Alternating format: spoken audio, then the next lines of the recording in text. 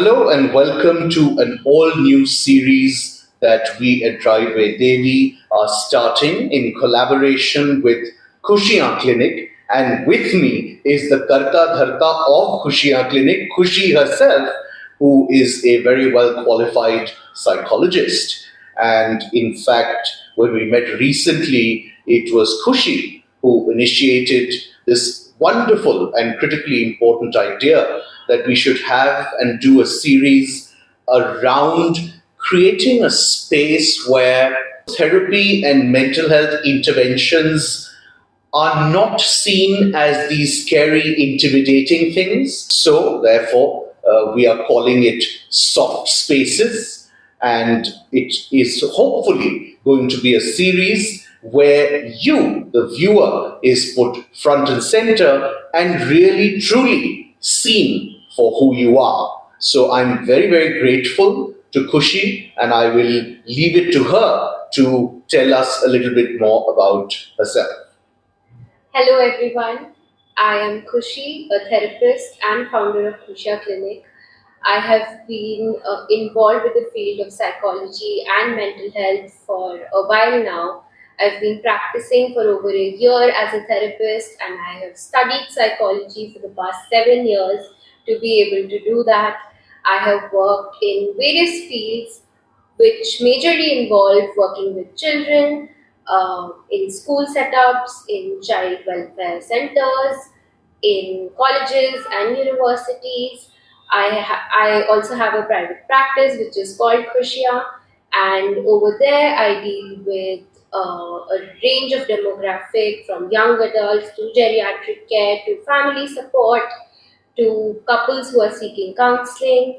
So that is a bit about me and my practice. Khushi has curated this entire series very thoughtfully, very beautifully. It has a certain progression to it, almost like a rock album.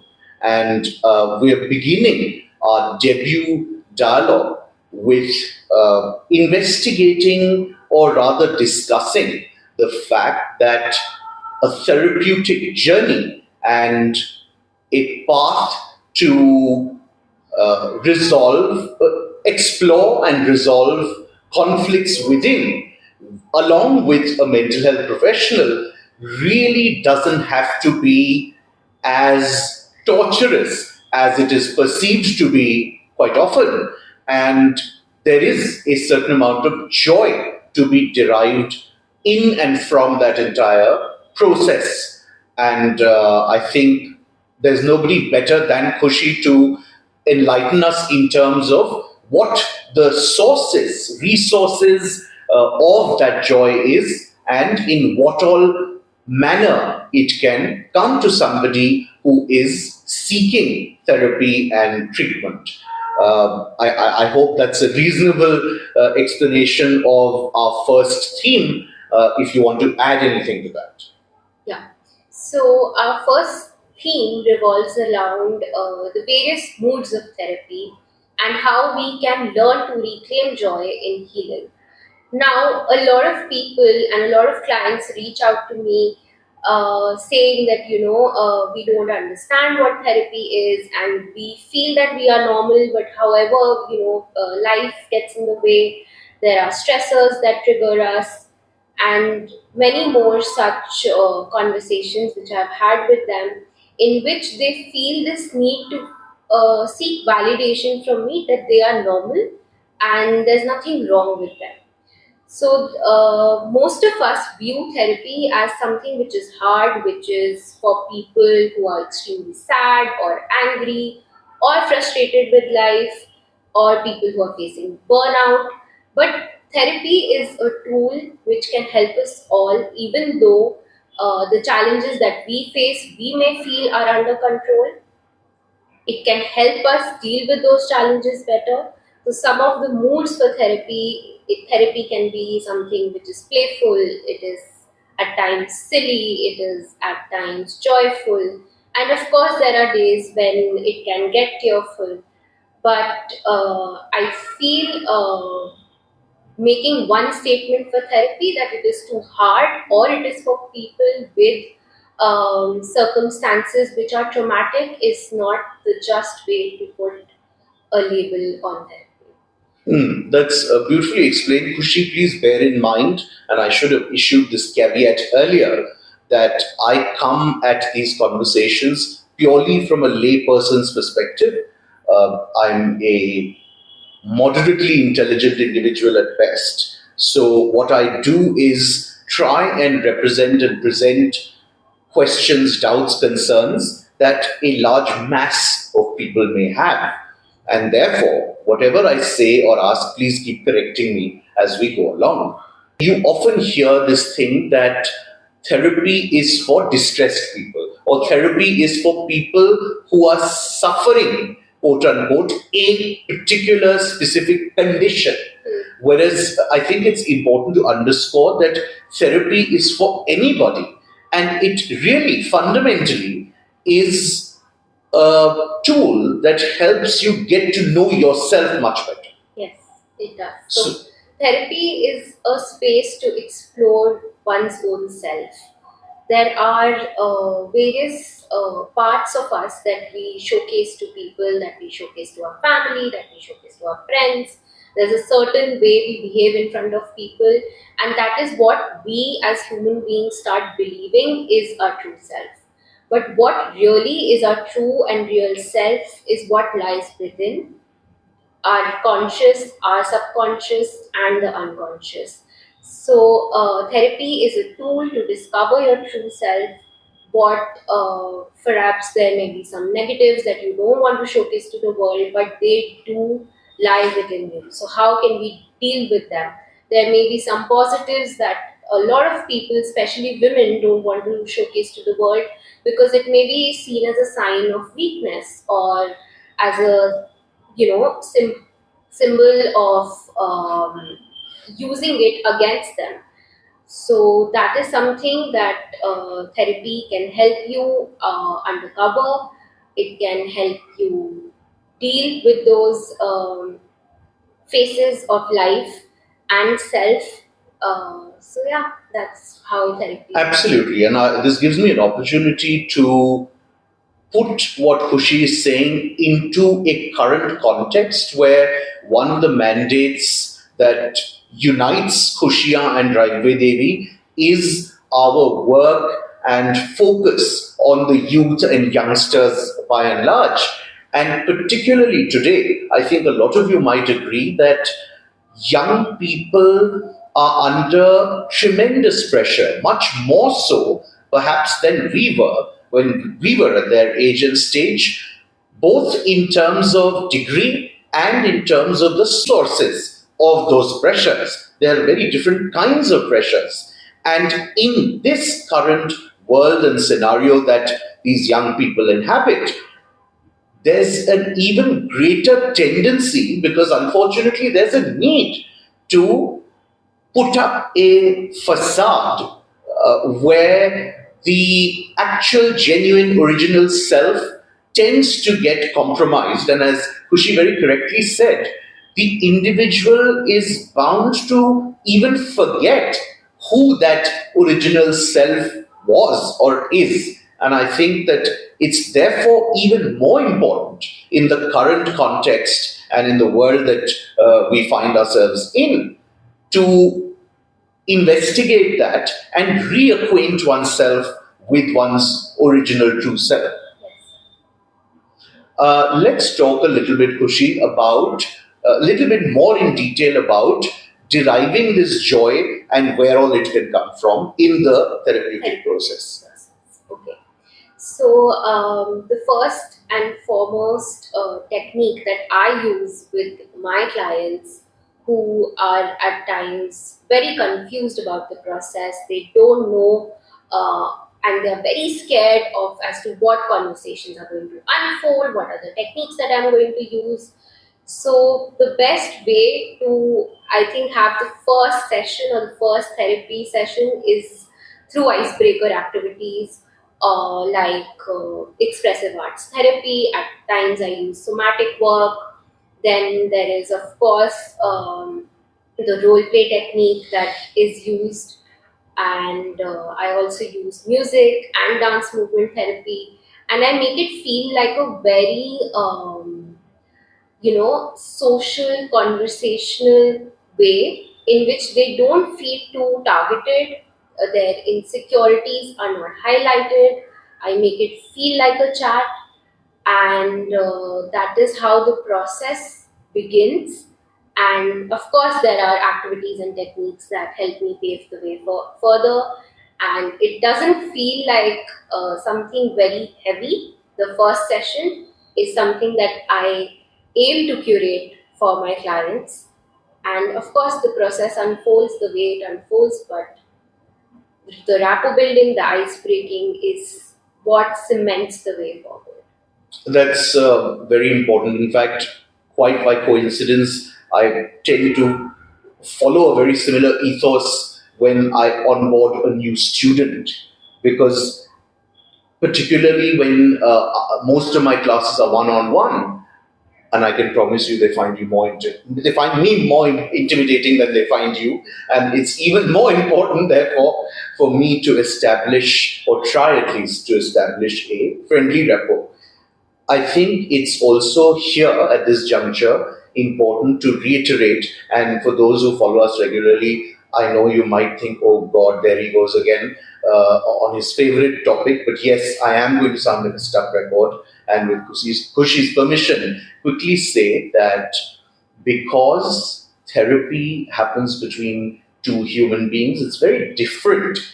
For example, if you have a physical injury and you go to a medical doctor and you get a cast put, for instance, there is limited to no interaction as such with that medical professional, whereas here it's the diametric opposite.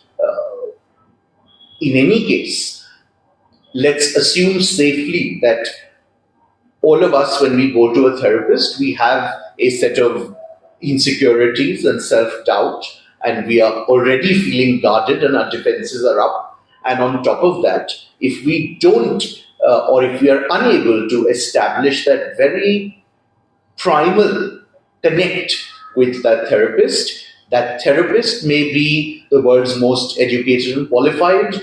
You and I may be the world's most sincere clients, but nothing will come of that interaction. And the reason I mention this is that it's really like dating. And it's perhaps a wise idea to be aware of the possibility and the imminent chances, actually, to have to go through a process of trial and error, maybe 2, 3, 4, 5 times, until you land into an equation and a dynamic where you feel disarmed and comfortable enough to embark on that journey and have a certain amount of implicit trust in each other. But please, do yourself the favor of undertaking that trouble. Yeah, it's like window shopping, and then finally buying the product that you have set your eyes on. Well, I'm sorry, I digress. So you explained your first session very beautifully, and that obviously positively predisposes a new client who's coming in. Talk a little bit about what thereafter, again, in terms of the different ways in which, of course, apart from sessions or portions of sessions that one will inevitably have to visit certain unsavory phases, stages, people, relationships, etc., where this joy will come from. Okay. So, after the first session, the first few initial sessions that are, for me, the first 4 sessions are about getting to know the client, getting to, build a relationship initially. And this phase is known as the honeymoon phase of therapy, where we are getting to know each other, we are getting to know their past, we are getting to know their present, we are getting to know what they want to do in the future. Once all of that is done, that is when the real work in therapy takes place. I'm sorry I'm interrupting, and at the cost of injecting a bit of humor and lightheartedness. See, I didn't know this. Even the technical terminology is dating associated. Okay. That is when, after we have overcome the honeymoon phase in therapy, that is where the real work begins. Because we already get to know a frequency of that person, we get to know the client better, the client gets to know the therapist better. That is when they find that footing, that comfort, that trust within you, where they can show you the surface layer of their true self, the surface layer of the trauma or the problems that they are dealing with, the surface layer to the stressors in their life, or new characters may get included in this phase. And through this journey of initial storytelling, we move on to the middle part of the story. That is where most of the difficult phases of acceptance, of rejection, of frustration with the therapist come up. And once you have overcome that middle part of accepting, rejecting, getting angry at your therapist, associating freely with them, is where the healing journey begins. So during the healing journey, there is a lot of hand holding that is done at the therapist's part, a lot of new patterns that are learned and made on the client's part, and a lot of reinforcement is provided by the therapist, positive, negative, both, to the client.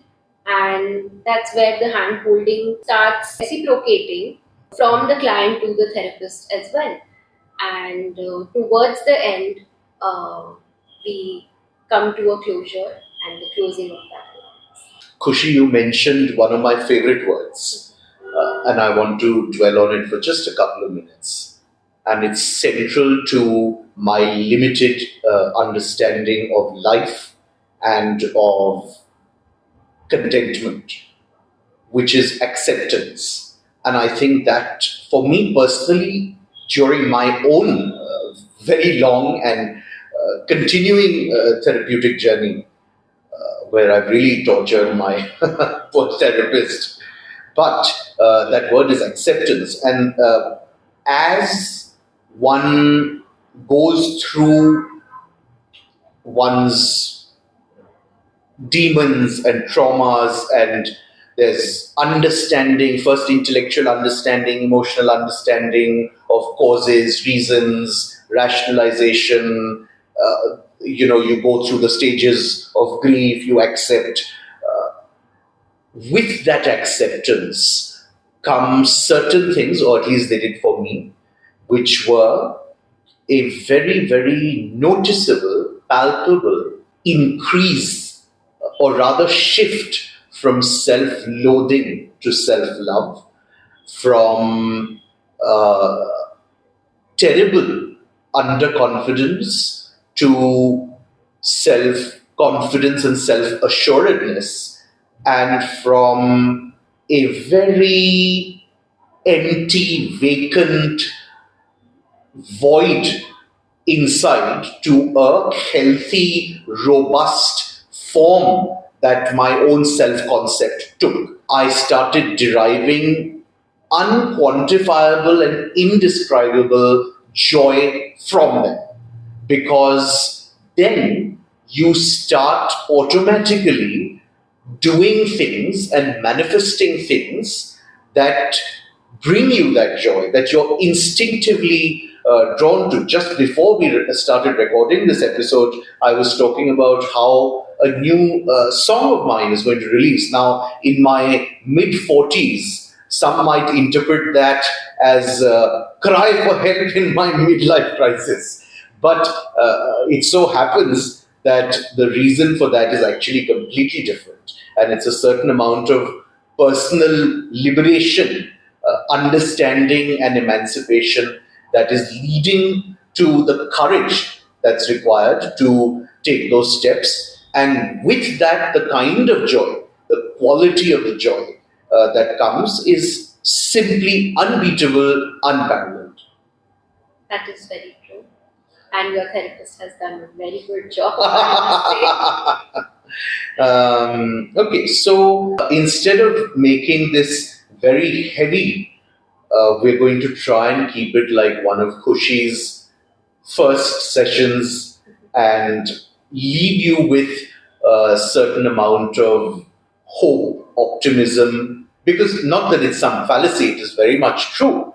And therefore, we ought to leave it at that. And I think it's an appropriate juncture at which for Khushi to sum up really what we've been talking about today. Okay. So for today, we have been trying to reclaim the joy in therapy and to tell everyone that therapy is not just for people who have had life, who faced life with a lot of difficulty, who've had traumatic circumstances, who have had intense struggle, but it is also for you and me, for people who have. Just been through life and now at times they need a little bit of hand holding and they can find it in a form of a therapist. Some people find it in a form of spiritual awakening, some find it in a form of, creative awakening. And I over here am just going to sum this up by saying that therapy is a form of spirituality and creativity which helps us move ahead and makes life a bit more interesting, a bit more jovial, a bit more playful. Well, since I'm a typical Leon, I'm going to add my two bits, which is that not unlike how external and larger macro wars, and we know, God knows, we have quite a few of them going on across the world at this moment, just like an external war is probably going to be solved more through dialogue and discourse rather than fighting or other violent means, even one's internal wars are going to be resolved from and in soft spaces rather than either suppressing them or combating them in a hostile manner. So I think it's wonderful that Khushi has titled this series Soft Spaces. If you really examine it, it's a very poignant, layered, and deep title. I really hope that you've enjoyed our introductory talk, and we're very excited to bring you the subsequent parts. I want to thank Khushi and Khushi Clinic for this collaboration, and thank you all for listening and watching.